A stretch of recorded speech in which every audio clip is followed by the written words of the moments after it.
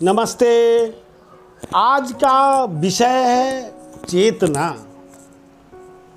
दोस्तों, हम बचपन से ही विभिन्न चेतना के स्तरों पर विकसित होते हैं।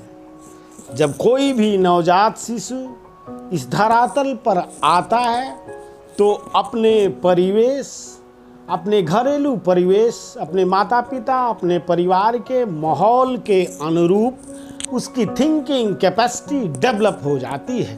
उसके सोचने की क्षमता बिल्कुल अपने पारिवारिक माहौल के अनुरूप सेट हो जाती है।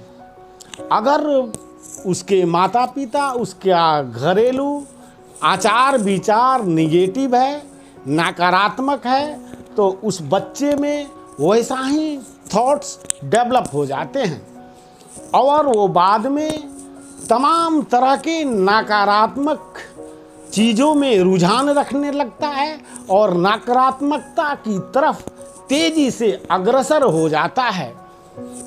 और बाद में भले ही उसे उसके परिणाम का बोध नहीं होता और दुख ही दुख उठाता चला जाता है, इस तरह से अपने जीवन को समाप्त कर देता है। चेतना सबसे बड़ी चीज है।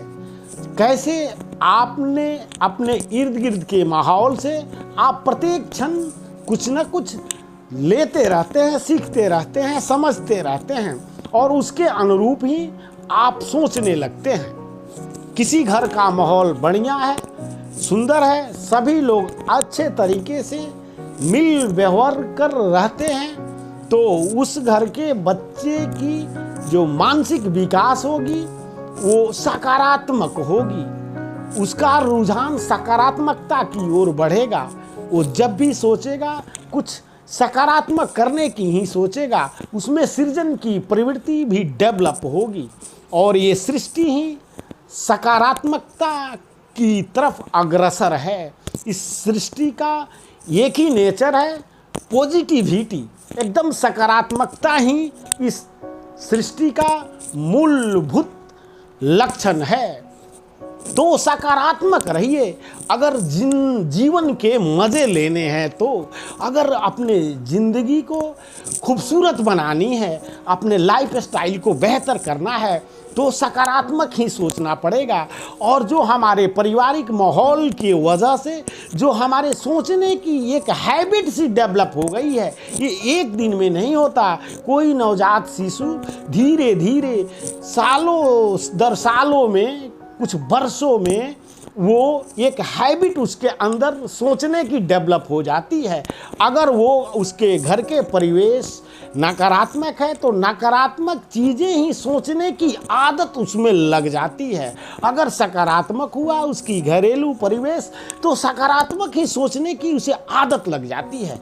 तो थोड़ा सा ध्यान दे, बारीकी से विचार करें, ना सिर्फ भगवान और ईश्वर के नाम पर भटकते रहें, उससे कुछ फायदा होने वाला नहीं है। थोड़ी सी बारीकी से ध्यान दें कि ये आपका जो सोचने की क्षमता है, आप इस तरह से क्यों सोच रहे हैं। आप अपने बैकग्राउंड को उठा कर देखिए, तब आपको समझ आएगा कि कहीं आप गलत तो नहीं सोच रहे हैं। इससे दुनिया हटके भी तो है, क्यों नहीं इस तरीके से सोचा जाए तो शायद बेहतर हो जाए। इस तरह से आप चेंज कर सकते हैं और काफ़ी प्रयास के बाद, अभ्यास के बाद आप चेंज हो सकते हैं। आप में सकारात्मकता की तरफ आप अग्रसर हो सकते हैं और आप आगे बढ़ सकते हैं। और ख्याल रखिए, मुक्ति सबसे कीमती वस्तु मांगती है आपसे, और आपके पास सबसे अनमोल जो वस्तु है वो है समय, टाइम। तो टाइम ही आपको आपकी उद्धार करती है।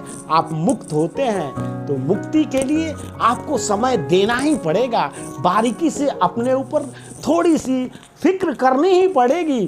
थोड़ी सी ध्यान आप अपने ऊपर देते हैं तो निश्चित रूप से आपके खजाने की चाबी आपके पास होगी और आप दिन दूनी रात चौगुनी तरक्की करेंगे। तो अपने घरेलू परिवेश को पहचानें और हो सके तो आप अपने चेतना के स्तर पर थोड़ा समझदार बने। फिर आप देखें कि जो जितना ही चेतनशील है, जितना ही विकसित भी है और वो आनंदमय जीवन को बसर कर रहा है। मनोज उपाध्याय को सब्सक्राइब अवश्य करें। आप खुश रहें, मस्त रहें, स्वस्थ रहें, यही मेरी परमपिता परमेश्वर से प्रार्थना है। धन्यवाद साथियों।